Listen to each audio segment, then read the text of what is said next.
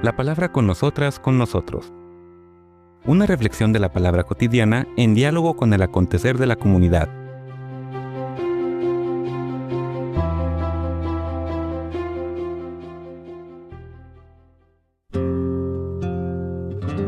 Hola, buenos días. Bienvenidas, bienvenidos a la palabra con nosotras, con nosotros. Ayer iniciábamos la lectura del capítulo 11 de la Carta a los Hebreos en su primer versículo. Recordemos que el versículo 39 con el que concluye el capítulo 10 presenta o representa, vuelve a traer a la conciencia el concepto y la importancia de la fe, que ya sabemos que es central en toda la teología, la mistagogía cristiana, pero en particular paulina. Nos decía el final del capítulo 10, nosotros no pereceremos por echarnos atrás, sino que salvaremos nuestra vida por la fe.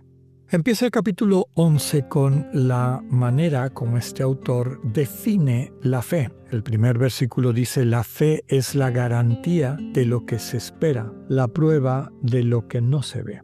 Comentaba yo en el anterior podcast que esta es la definición clásica, el referente escriturístico para entender la fe cristiana. Todos los tratados de fe, que son una parte de la teología fundamental, parten de esta definición. La fe es garantía. Una garantía, como ustedes saben, es algo que se asegura, algo que se promete. Pensemos en las garantías de nuestros aparatos electrónicos o cosas que compramos y que vienen con una garantía. ¿Qué es esta garantía? La persona que lo produce hace una promesa. Hay algo que no funcione con aparato que acaba de comprar o esta ropa o lo que sea, el producto que ha adquirido, yo le garantizo que se lo voy a reparar o se lo voy a reponer, etc. Dos elementos importantes de la garantía. Primero, que es algo a futuro. Tiene este referente de perspectiva, ¿no? Hacia adelante, hacia el futuro, de algo que todavía no existe o que todavía no se necesita en el caso de estas garantías, pero que se asegura, se promete que estará. Por lo tanto, tiene mucho de este elemento de una promesa bien sostenida, la garantía de lo que se espera. Por lo tanto, la fe implica esta especie de seguridad expectante. No es la seguridad del que ya tiene lo que está buscando. Ya tuve el problema con el aparato o lo que sea, ya me di cuenta que sí, me lo arreglaron o me lo sustituyeron. Pero sí, digamos que hay una cierta convicción de que esto se va a dar, aunque no se haya dado. Es una expectativa, tiene este elemento futuro, es lo que se espera, pero no es lo que se espera en términos generales, sino que tiene este elemento de seguridad. Por eso les decía, una esperanza, una expectativa fundamentada, segura. La segunda frase del autor dice, es la prueba de lo que no se ve. Prueba en el sentido de hay algo que me sostiene en esa expectativa. Esta garantía, digamos que es el concepto vuelto a traer con el término prueba en cuanto a aquello que atestigua que eso es real. Entonces, garantía y prueba van de la mano. Lo que se espera y lo que no se ve van de la mano. Entonces, la fe es garantía, es prueba de lo que se espera, de lo que no se ve, de lo que todavía no ha terminado de concretarse. Aquí describe un estado, podríamos decir, intermedio del camino de la plenitud. En términos clásicos, diríamos, del camino de la salvación, del itinerario espiritual mistagógico del creyente.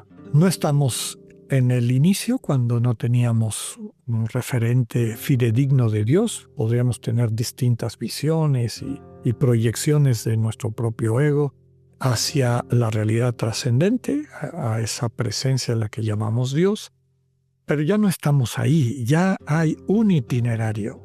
Recordemos que esta frase del primer versículo del capítulo 11 de Hebreos está vinculado a los versículos anteriores, del 32 al 39, donde el autor les recuerda a estos cristianos perseguidos, recuerden que su alegría, la fortaleza, la fuerza que recibieron en estos tiempos de prueba, precisamente a través de la luz, esta iluminación que experimentaron cuando se encontraron con la buena noticia. Sobre esa iluminación, sobre esa experiencia de la buena noticia, que es, podemos decir, una experiencia de pregustar aquello a lo que Dios nos está invitando, a lo que nos está capacitando o acompañando, ya tiene un plus que no es meramente una promesa vacía, sino que ya empieza a realizarse, empieza a concretarse en experiencias personales.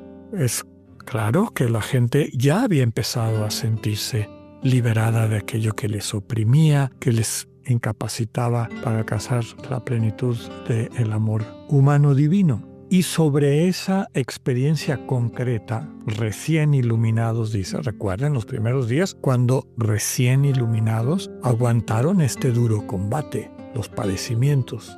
Entonces, la fe tiene este elemento que no es solamente una promesa absolutamente al vacío, con la duda completa de si me van a cumplir o no me van a cumplir.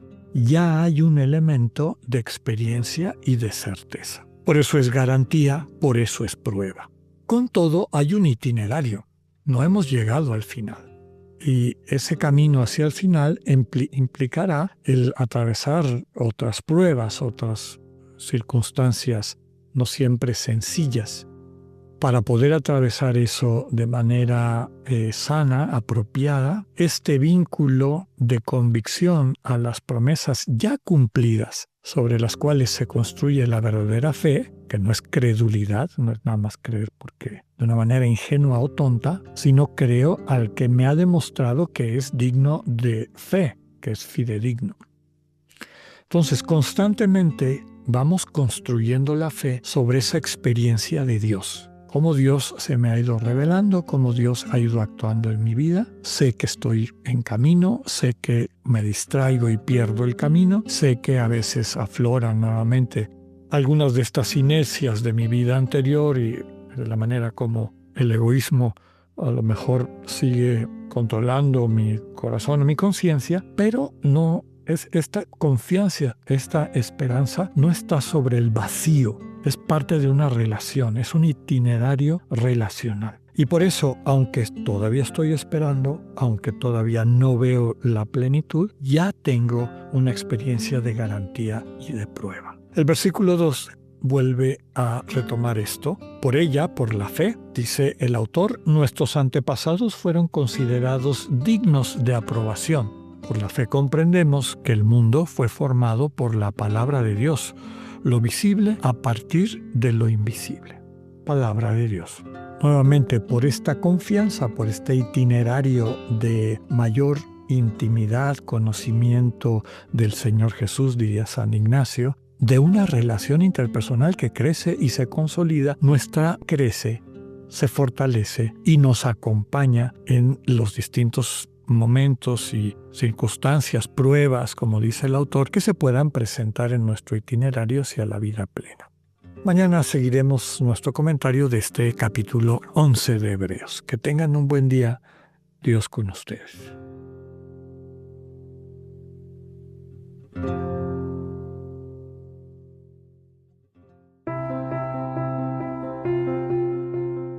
Acabamos de escuchar el mensaje del Padre Alexander Satirka. Escúchalo de lunes a viernes a las 8:45 de la mañana por Spotify o por radioiberoleón.com. Esta es una producción del ITESO, Universidad Jesuita de Guadalajara y Radio ITESO 95.1.